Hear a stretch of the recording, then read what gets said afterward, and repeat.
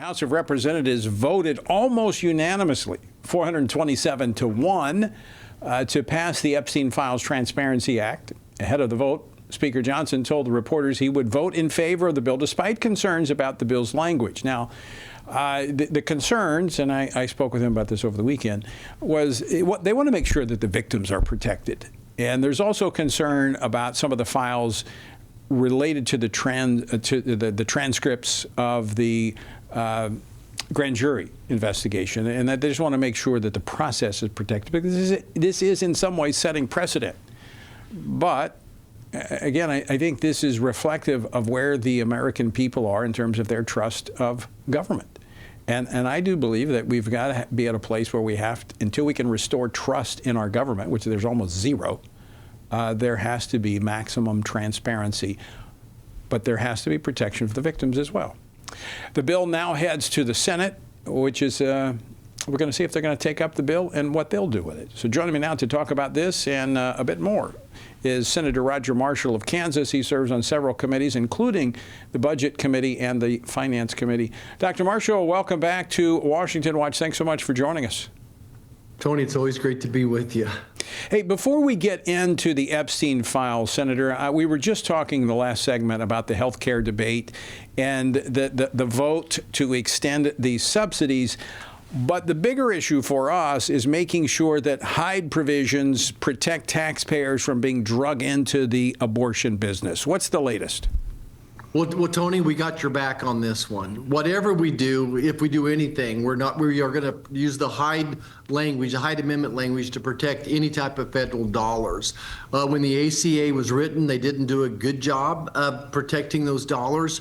So if we take some of that money from the big rich insurance companies and give them to people out there, hardworking Americans, we're going to make sure that it has life protections as well as protections from transgender surgeries, those types of things. So we hear you loud and clear. We hear your listeners loud and clear, and we're going to make sure that we protect the sanctity of life.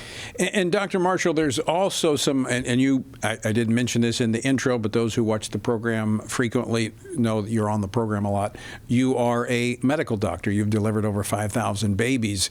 There's some of you working to provide an alternative to the failed ACA, the Obamacare healthcare, something that will actually work, that takes into consideration the dynamic aspects of the private healthcare system. Right, Tony. To me, the number one thing we need to do with the ACA is get rid of the fraud. There's probably 25 or 50 billion dollars of fraud going in there. There's some simple principles that we can attach to that. And the next thing we need to do is we're giving $150 billion a year to very successful insurance companies, monopolies in many cases. Let's take some of that money and put it in the hands of consumers out there. And if they want to choose a health ministry plan, if they want to choose an association healthcare plan, then they can do that as well, as long as it's Hyde protected as well. So I think that's the principles. And the other principle we'll be using is transparency, that we want to require hospitals, surgery centers, imaging centers to put a price tag on everything that they do before you have the procedure. I mean, Senator Marshall, they're kind of like school choice, just giving the end user more of a choice in the process? Yeah, you got it. I mean, it's a founding principle of our founding fathers, is to let the hardworking American people decide what's best for them, where they want to go to church, where they want their children to go to school, where to get their health care done, and how to pay for it as well. What we know is that Obamacare was a miserable failure, that premiums have doubled. The average deductible for a family now, a family of four, is around $7,000 to $9,000 a year, making essentially health care unaffordable for many, many Americans.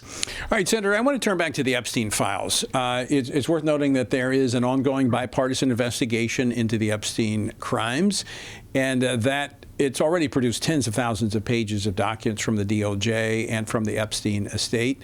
And while the Democrats may have had, may not have had pure intentions, I mean, I think there's some political motivation here. I mean, they could have released this during the Biden administration, but they didn't. They've been calling for it.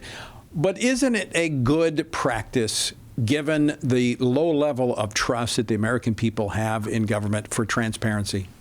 Yeah, Tony, absolutely. Since day number one, since I first heard of this, I've called for release of everything. And I mean everything. Of course, we want to protect the innocent, protect the victims. But, you know, beyond being a senator, I'm a father and a grandfather of a daughter and grandchildren. And I think when you saw how these young ladies were sexually abused, we know that they can never get that part of their life back. And some have committed suicide. Others are traumatized for life, and all the therapy in the world, it's hard to put it all back together again. So we need to connect the dots here, hold the people accountable, and certainly let the American people know as well. So I certainly, like I said, from day number one, I call on release of everything. And I mean everything beyond something to identify the victims. And that the House Speaker made comments that the Senate needs to change the bill to increase the protection for the victims because that's not in the current language. What do you see happening in the Senate? Is the Senate going to take this up? Yeah, Tony, we're definitely going to take it up. We're going to see if we can make some technical changes, like you mentioned here, that we can give better protections to the victims, make sure it follows the Constitution, and make sure everything's released right now. The way I read this resolution right now, it says that if there's someone under investigation, that they don't have to release that part. I'm ready to rip the Band-Aid off. I just want it all out there.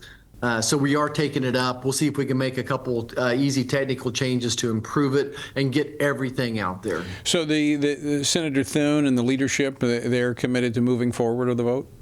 Oh, absolutely. And I don't know whether it'll be tonight or tomorrow. Things in the Senate move a little slowly, and that's what we're supposed to do. You know, the House is the coffee cup, and we're the saucer. Let's make sure we get this right.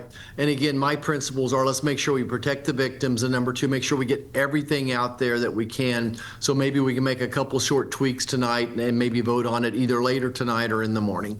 Very good. Senator Roger Marshall, always great to see you, my friend. Thanks so much for taking time to join us today. Thank you, Tony. Great to be with you.